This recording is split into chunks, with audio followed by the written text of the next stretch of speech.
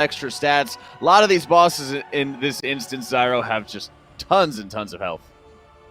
Yeah, I mean, it really is going to come down to, I feel like, how fast these teams are able to burst down Ingrid Malik, the first boss of this instance, right? On Tyrannical, it has so much HP. If you aren't able to burst through most of its HP in that first damage amp phase, you're going to end up losing a lot of time over the course of the dungeon. Now, of course, we've seen some teams adapt to this with using the Holy Paladin plus the Fire Mage burst and just bursting through all of it in one go. But, we've had some teams that weren't able to pull that off and, kind of cost them the entire dungeon. Yeah, we really see very early on how the start of this dungeon really just sends shockwaves through the rest of it. So let's get it going. Our first game of the day. We've got Echo and Stygia going in right now into Mists. All right, and there we go. We already see the Elemental Shaman from Echo. So we have a Moonkin, Fire Mage, and Elemental Shaman. Of course, also the Holy Paladin, and also sticking to the Vengeance Demon Hunter. But triple range setup here by Echo, while Stygia is still sticking to this Shadow Priest. Shadow Priest we've seen has been played a lot in Cup 4 mainly because of that, because of basically having the Night Guardians, making sure that the combustion cooldown is even lower than it usually is, and of course also having that PI as well to help out the mage's damage. But Echo says they don't need the Shadow Priest support. The Elemental Shaman is overall going to be better. So let's see what Maris can do on that Elemental. Yeah, I think it's an interesting shakeup, right? Because the S-Priest was pretty much there to completely buff the mage's damage, but you don't really need to buff the mage's damage if you play a class that does just as much consistent AoE, pretty much, right? The one major thing that I think the Fire Mage has over the Ellie Shaman is it has a little bit better initial AoE burst, but Ellie Shaman is much better at doing AoE damage over time, so on longer, more dangerous pulls, they'll do pretty good. In addition to that, they have pretty good solid single target burst damage just overall, even with using the Earthquake Legendary. And look at this shakeup already from both teams. I think this is a little different from what we saw before. They're pulling those double bow breakers into this 4-pack and just getting that initial AoE down even quicker than we've seen in previous MDI Cups. And look at the damage going on in the group from the double thrash here. Both teams getting through it pretty cleanly. See the cauterized pop from Simbo over on the side of Stygia here, but other than that, both teams are looking just fine. Just going down a little bit faster on the side of Echo. Looks like they're going to have about a 10 to 15 second advantage here. Yeah, I mean, that was an interesting strategy to see by both of the teams playing around bolstering here, still wanting to be as efficient as possible, so they pull those 2 higher HP mobs first, and then pull them into the trash. So really well executed by both of the teams, but it looks like Stygia is having a little bit of a trouble as Sunshine has to kite away from these Soul Cleavers that are hugely bolstered as he gets one more Soul Cleave onto him. Did manage to finish it off. One more thing, the reason why they want to kite them as well is because they actually have a debuff on them that makes them heal on auto attacks. So you will actually avoid that healing if you kite around a little bit. But Echo really pulling ahead here as they managed to finish off that pack a lot quicker without getting much bolstering stacks off, and they're already done with their Pride. Yeah, we mentioned the bolstering not being too much of a factor in this dungeon, like Dragnos mentioned earlier, but you could see it really was a problem for Stygia there. They left one of the Bowbreakers up a little bit too long. It got 3 stacks of bolstering on it, and it took them forever to finish it off. And because of that, Echo actually took like a 30 to 40 second advantage here. They're already on to Ingrid Malik. They already have Droman down to 60% here, and they'll be entering that initial burn phase here in just a second here. I think this is the first time as well that we're ever going to see what this burst looks like without the PI on either the Holy Paladin or the Fire Mage here, so we'll have to see how good this burn goes here. Droman down below 20% here. The boss is taking increased damage, and let's see them blast here. In previous Cups here, we've seen the Holy Paladin go up to as much as 40k single target burst here. There's the Convoke coming out from Fragments there. Ingrid Malik down below 20% HP, and it looks like it's not going to be an issue. They don't need PI at all. Man, just completely bursted through from Echo there. Yeah, that was actually an insane amount of damage coming out of Echo here. And I kept an eye on the Celestial Alignment of Fragments here on the Moonkin, and it just came up the same second as the damage increase happened on the boss. So that was actually incredibly close, but they of course know exactly how long it's going to take them. Stygia, though, on the other hand, having a little bit of an issue as they're taking quite long to finish off Droman. So that means their Pride buff, it's still up, but the Rufa going down, unfortunately, here. Their Moonkin going down is actually a disaster as they have the damage increase on the boss, and their Moonkin, the biggest single target burst, is actually down. They don't have a battle rest to get him back up. This means this boss is going to take forever. Either they have to reset here, actually, or they want to finish it off with only 2 damage dealers alive. I'm not sure if they can, to be honest, because it's going to take them a long time to finish off Droman here, and they probably need 2 more phases on the boss with only 2 damage dealers without any sort of offensive cooldowns ready. Yeah, that's about worst case scenario for them here. It looks like the Paladin didn't even have the wings or the Ashen Hollow up there for that initial burst, so maybe they were, going to two-phase it anyways. I don't think a Moonkin would have been 50% of the boss's HP. As strong as Convoke and CAR together, it's all right. With that full moon? Maybe with the full moon crit they could get it off, but it would still be tough for them. I mean, that boss, it's a 50%, it's probably still got 2 million HP left, so it's a lot to chew through for them here. And like you said, with that DPS down, they're going to be in this phase that much longer, and they're even using the combust here to push the boss phase so that they don't get bursted down by the rot damage over the course of the fight. Ashen is now coming out though, so they'll have that burst damage, but again, 50% of the boss's HP without combust is going to be a tough sell for them. Echo, on the other hand, they're just cruising through the mists here. Oh no. Yeah, I think this might be a full team wipe for Stygia as their healer is going down. I don't think they're going to be able to finish this off, unfortunately, especially because this phase is just not going to be enough. So it looks like they are resetting the boss. But yeah, on the other hand, Echo, no issues whatsoever for them so far. They're still on 0 deaths. They are spawning that 40% pride. And one thing that is going to be interesting to see in Mists with these affixes is how exactly they're going to be playing this maze. Because over the course of the cups, the teams have figured out multiple smart ways to pull certain trash through the walls, basically, with, for example, Force of Nature by Moonkins. Any sort of pet can pull some stuff through the wall here, and we've seen the teams do that.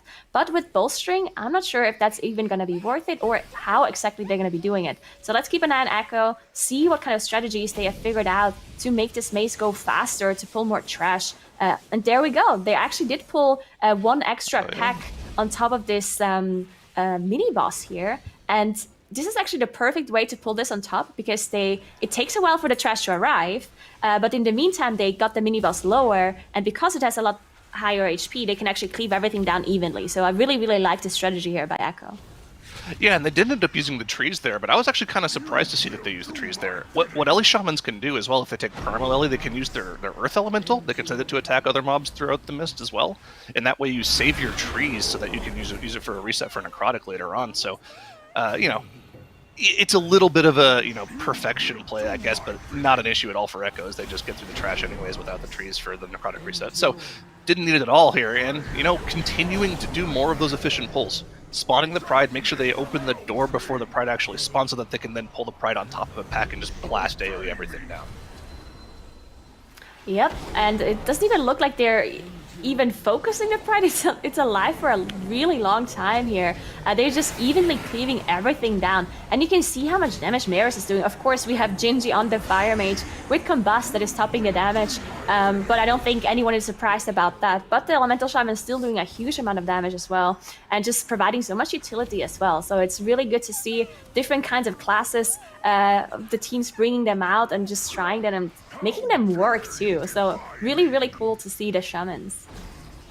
Oh yeah, for sure. Second attempt now on Ingram Malik for Stygia here. We'll see if they're able to burst through it more quickly. I don't believe the Ashen Hollow will be back up, so it's probably going to be a two-phase for them again here as well. No Bloodlust either this time, right? So it's going to be a big pain for them to get through. And yeah, there's a little bit of a difference here. We can see Echo now working on the second boss, while Stygia is still on the first boss, unfortunately. Not going that well for our first team from the Chinese region here. But I mean, you got to remember, Echo is, they're the one seed for a reason. They're just kind of heads and shoulders above everyone else in how they've been playing consistently lately. And now that they have Zalia back as well, I think, as long as they play the best they can, it's going to be really tough for any of these other teams to compete with them. Yeah, I totally agree. I mean, Echo did that #1 seed that even when they had a replacement healer, because Alia couldn't compete in that last cup, they still managed to just win with a replacement healer. Just, of course, Jeef is a really good player himself, but without that synergy, it's still very difficult to just replace a player in your team. But they still just managed to pull it off and get that #1 seed in that last cup. So really impressive by them. And they just continue to impress here in this first dungeon in the global finals, as they are still on 0 deaths, up to 69% trash. So they definitely got quite a bit extra trash through the maze because of those different kinds of mechanics with the trees and with the elementals by the shaman, as we've talked about earlier. And one more thing I wanted to mention is that in the past we've seen not many shamans mainly because they weren't able to be Night Fae, right? Night Elf, sorry, is what I'm trying to say. So they didn't have Shadow Melt, right? There's no way a shaman can be Night Elf, so there's no way they have Shadow Melt. But because they also have the Paladin now, who can also not be a Night Elf, that doesn't actually matter anymore. None of these teams are using their Shadow Melt strategies to go past trash or skip certain things. So now they actually can add these different classes that cannot be Night Elves. So it's really cool to see shamans that we really haven't seen in most MDI caps at all because of the fact that they were not able to be Night Elves. Yeah, if I try to remember the last time we saw an Ellie Shaman at MDI Cup play, I think you have to go back to 2 years ago where we saw DJ Frush playing it, and that was back when we had Reaping as an affix in BFA. And Ellie was really good overall damage back then too, it's just couldn't be Night Elf. So a lot of the skips that people were doing, especially with that Reaping affix back then, it just cost them too much time, so they weren't able to really compete with some of the more practiced teams back then. So it's cool to see it come back into the meta now that Night Elf isn't as prevalent, and hopefully it's something that's really good, so it can shake up the meta a little more here. Yeah, that's always super interesting to see. Especially, it's also going to be interesting to see which team plays Shaman in what dungeon, because of course there's still other dungeons and other classes that you can play depending on the affixes, depending on what your strategy is. So we're gonna have to see what kind of team chooses to play the Shaman and in which dungeons as well. As we see Echo now in that last trash area, they're up to 71% trash, so they're still gonna be playing one Pride.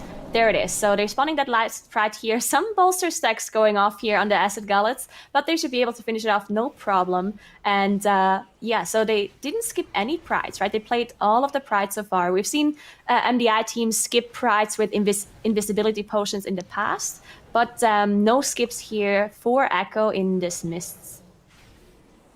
Yeah, one of the things I'm interested to look at, and with Echo being so far ahead, it's kind of hard to compare the two teams here and try to draw any sort of major team strengths from them here. I want to compare how big of a difference the 20 dungeon is going to be to the 18s that we saw at the end of Cup 4. Looking at some of the times we had back then, and obviously we can't take the affixes into account too much, but some of our faster miss times on that 18 were in the high 12s, low 13s. So I'm interested to see how close Echo can actually get to that time. They do have this last AoE pack to get through, and then, of course, the final boss.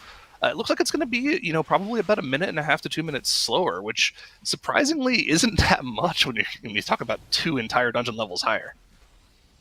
Yeah, definitely not. And they don't have higher item level, right? They do have sockets now, which they didn't have in the past in the cups. So definitely a little bit of a damage increase for having those extra stats on the sockets, but it's not as big of a deal as it maybe was in the past. So those extra secondary stats from the sockets really not making that big of a difference. So really interested to see how quick they can finish this off, as they're now up to 98%. That means they're just going to be finishing off the boss and then kill the last few mobs that they need to proc that 100% Pride. They did pull one Reaver on top of this last pull, so they definitely have everything planned perfectly. Of course, the maze is set in Mists on this tournament realm here, so both of the teams got the exact same maze, so they know exactly what's gonna happen. There's no RNG involved whatsoever. But Echo just doing an incredibly well job on this first dungeon here. 0 deaths still, just nuking Tradova. Fragnance has Celeste Alignment just now popping it with this Convoke as well. Was just waiting until those larvae died, so he's not wasting any of his damage on those. And yeah, just huge amount of damage coming out of the Moonkin here. Yep, also the Ashen Hollow Wings just now being popped by Zalia. You can see him just, casually doing more DPS than both the Ellie Shaman and the Fire Mage. That's fine, nothing crazy to look at there.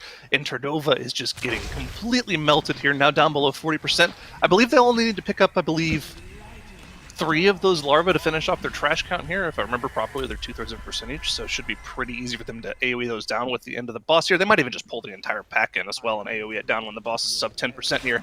But, we're going to be kind of close to that 1.5, 2 minute slower mark here once they finish off Turdova, now that the cooldowns are running out. And Echo just, 20 is no big deal for them. They're just chilling, cruising through the dungeon here. Yeah, I was just staring at the damage meter here because for one second it looked like Zalia is going to beat Fragrance even on single target, but he just barely didn't manage to beat the Moonkin. But it was close. Just huge amount of damage by Zalia here on that Venthyr Holy Paladin. And really good time. 14 minutes in, they're about to finish off Turdova, and as you mentioned, only need a few of those larvae. They can probably, yeah, there we go. They pulled it already because, of course, as long as they don't pull it before the boss goes down, everything is going to fine. Very efficient. Mirror's going down, unfortunately, there at the very end. But they're now finishing off that last stretch. Unfortunately, not having a perfect run, but still, 14 minutes 41 as they win that first dungeon against Stygia. Wow, Echo coming out here. Oh, there we go. Echo coming out here to absolutely impress onto this one, taking game number 1 on this one, and showing, once again, new meta, but also showing here, Dratnos, that 20s are not that big of a deal for them, only having like a minute or so increase in their time, still being able to one-phase Inga Malik. That is incredibly impressive. Yeah, and that death at the end, you may think that stops it from being a perfect run, but that was a Shaman. Shaman has Ankh, so that doesn't count. Big it's defensive. Still a perfect run. So Just we'll efficient put that use on of the scoreboard. cooldowns, right? That's right. Yeah, and actually, That's right. when you have a paladin, they have that retribution aura anyways that they can put on and get wings from it. So it's actually a clever use of cooldowns there from Echo. So we'll be taking that death off the scoreboard for them, of course. Here's the damage meters, though. Look at what Echo have been able to pump out here. Mira's as well on the Elemental Shaman, almost achieving Fire Mage levels of DPS. And look at the healing done as well. 509k healing done on that Shaman. That is so much to be contributing as a DPS player. Providing all of that ancestral guidance healing on those specific pulls basically lets Xaylia focus purely on damage and lets Xaylia do as much damage as now in that dungeon.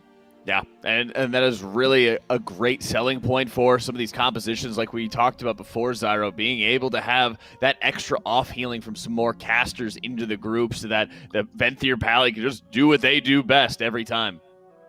Yeah, I mean, it's the freest healing in the world. You press a button that's off GCD and you get 25% of your total damage converted to healing. You know, if you're doing 25k DPS on a pack, that's just 6k HPS on the entire group. It's kind of ridiculous.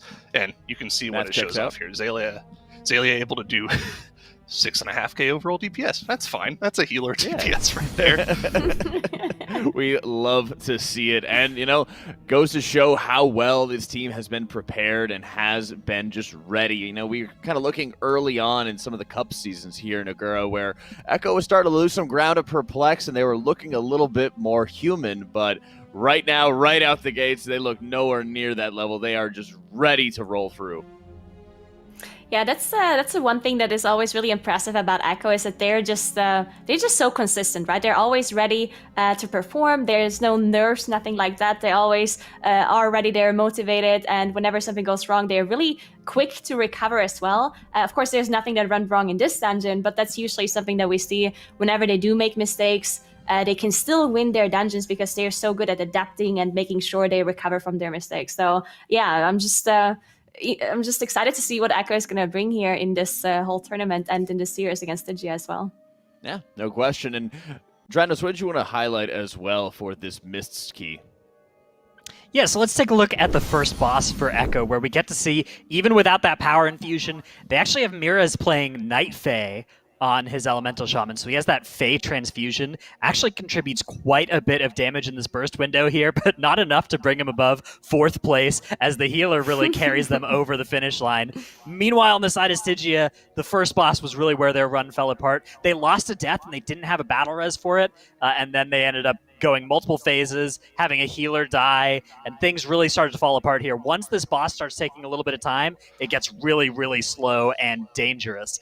Meanwhile, Echo had some really clever ways to not lose time to bolstering in the maze. Normally, if you're pulling stuff over the wall, it's going to show up late to the pull, and if stuff shows up at full health when the pull is half health, that's really sketchy. That's a really bad bolstering thing to have happen. But if the thing you're pulling into has twice as much health as the stuff that's coming in from over the wall, then that's all solved, and so that is a really great time to do that kind of maneuver with the mini-boss room.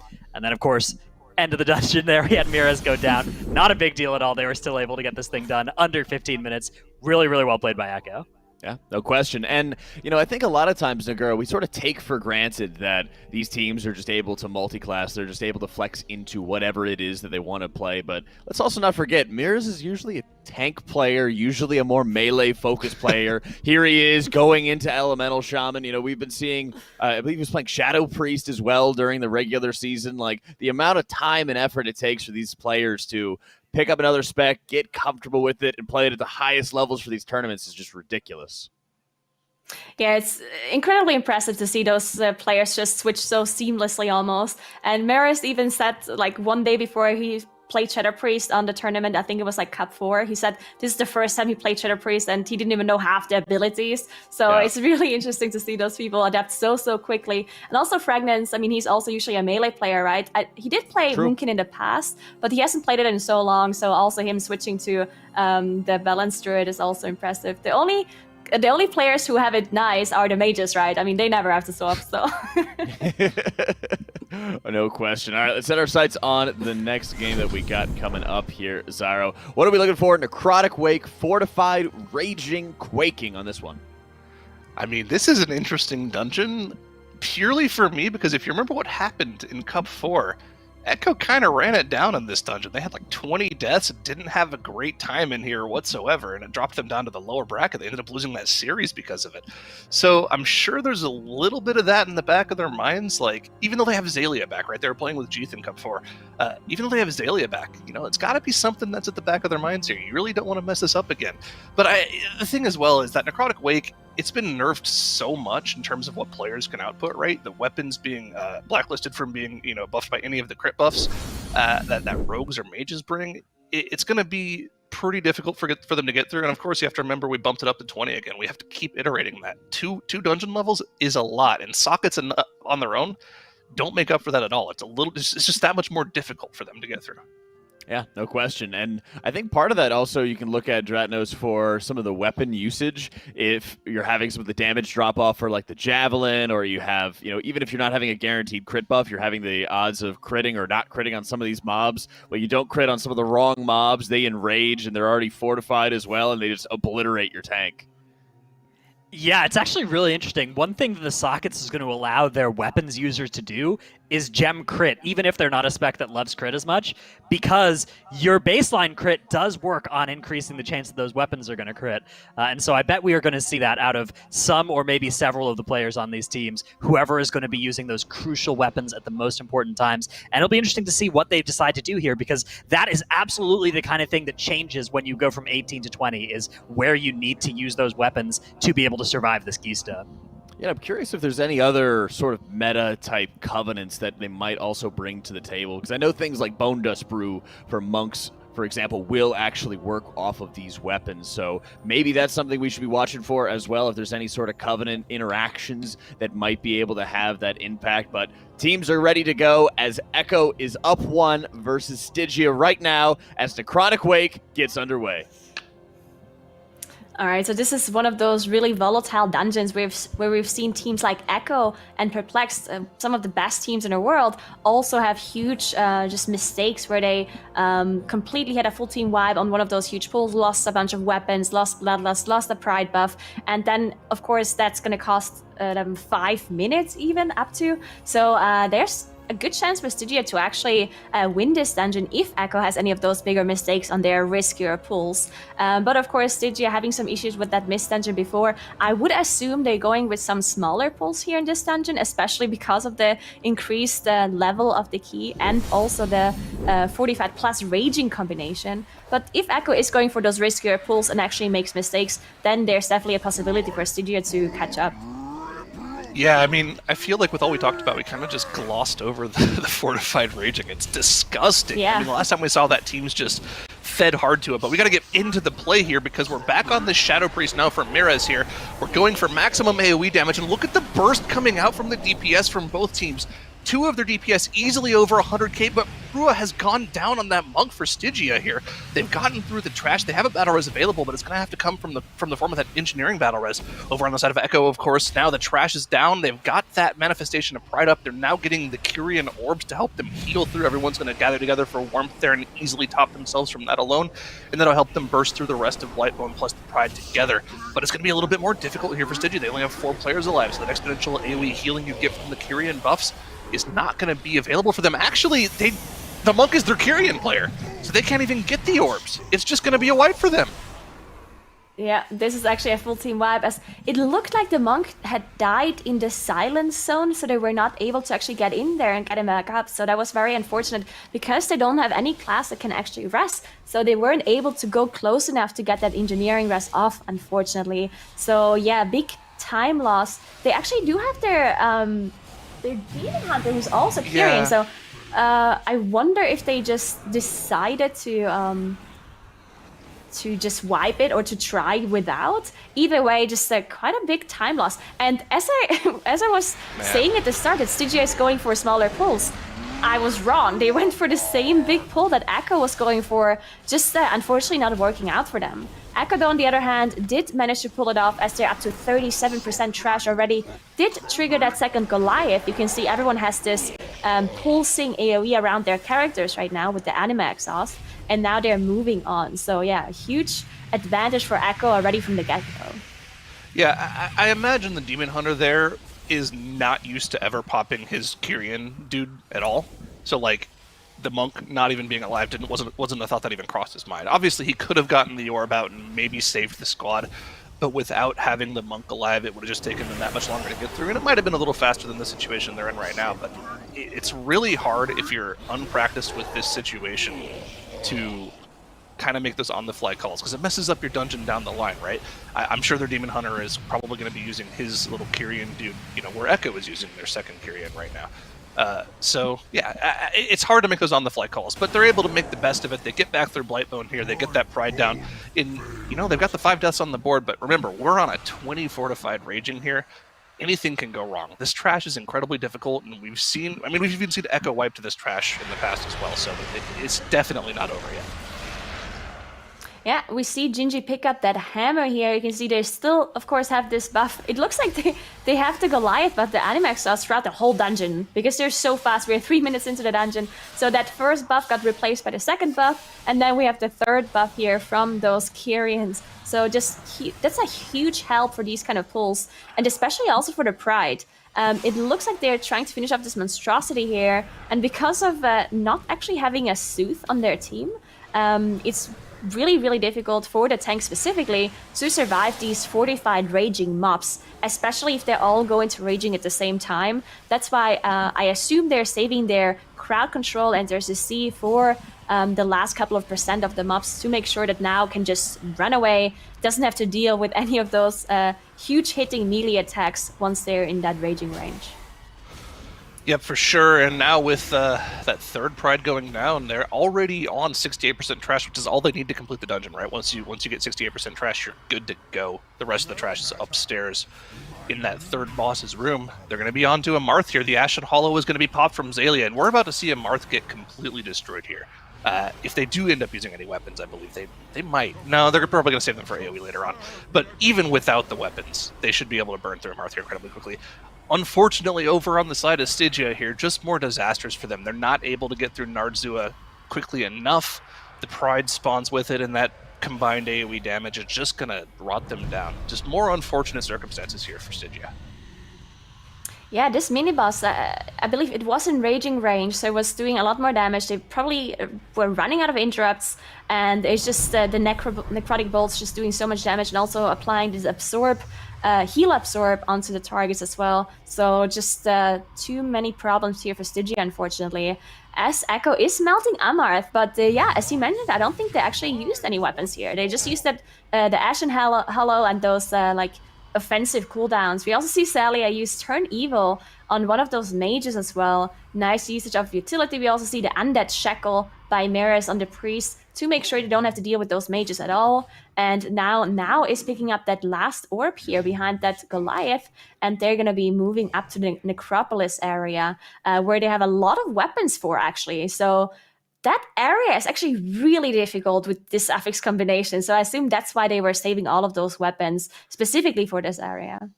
I mean, look at the damage meters there. Xaylia topping the damage meters on that Venthyr Holy Paladin. Ashen Hollow is completely unbalanced. If any Holy Paladin player tries to tell you that Kyrian is better than Venthyr, they are just gaslighting you. Venthyr is disgusting. Nerf Ashen Hollow. Okay, I'm done with that rant. Look at the massive AoE pull coming out from Echo here. They're definitely going to be using weapons here. The AoE burst going to be coming out very soon here from their players. Where is the spear? Come on, show me the spear. There it is, Mirez. Let's go. Massive AoE burst damage coming out from him here. 4 players hovering around the 100k DPS mark, and the trash pack gets completely melted. Only the Kyrian Stitch were left alive as the Prideful spawns.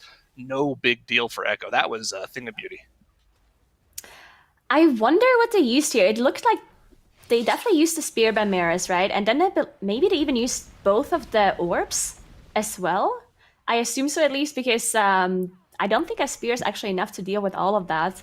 And they did still have 1 orb at least on now. I'm not sure if the second orb was also available as well. But yeah, just definitely using a lot of the orbs here. And also using that Flash Crafter to make sure the cleavers are going onto the Pride. And using the Mind Control by Mirez to be able to spawn the next trash without actually having to finish off this Flash Crafter. And now they're going to have triple cleavers. So let's see how they deal with that.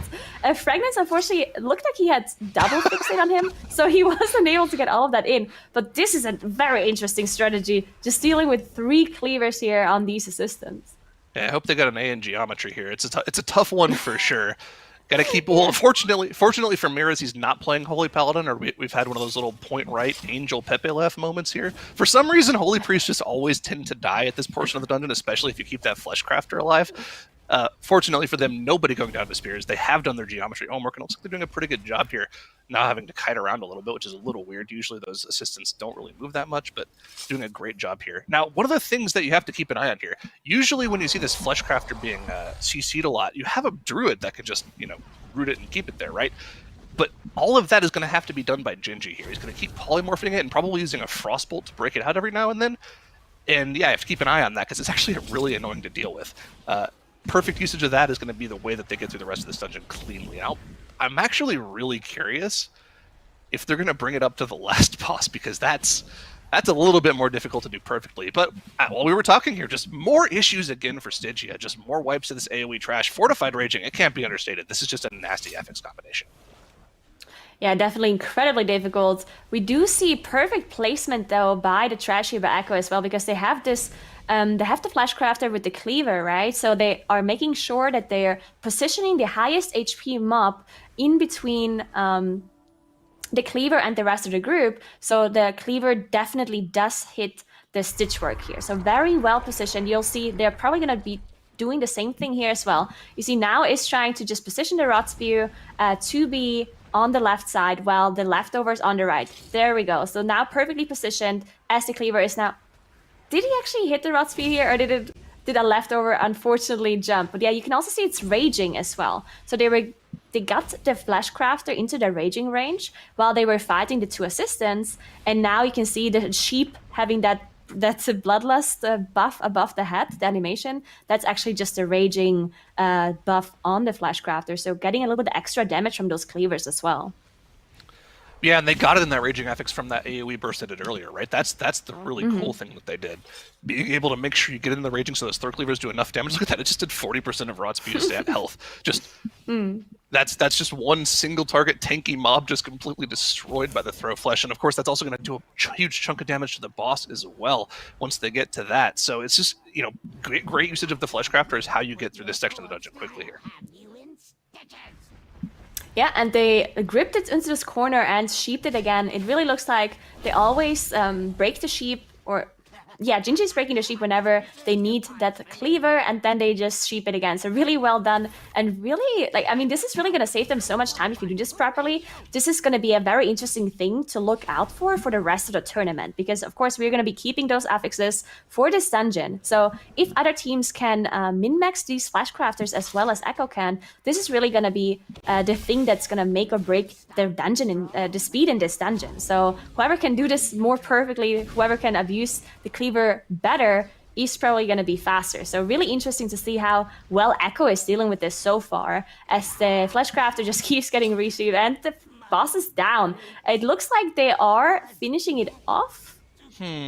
Actually, no, they're bringing it up. carrying Okay. up. Yeah, this is a live strategy. So if you stand directly above it on this platform, it looks like they gripped it to that exact spot so they know exactly where to stand. Or maybe they just are waiting for it to eventually snap up to them. If you stand directly above it on this higher platform, it'll snap up to you, and then you can start using those throw flushes on this boss as well. But it looks like they're just going to wait for it to eventually snap to them, and I think it'll come up after that throw cleaver cast. It's throwing the cleavers from downstairs, right? I wonder if it's actually going through the ability. No, they if don't. it's They actually don't go hitting through. the No, boss?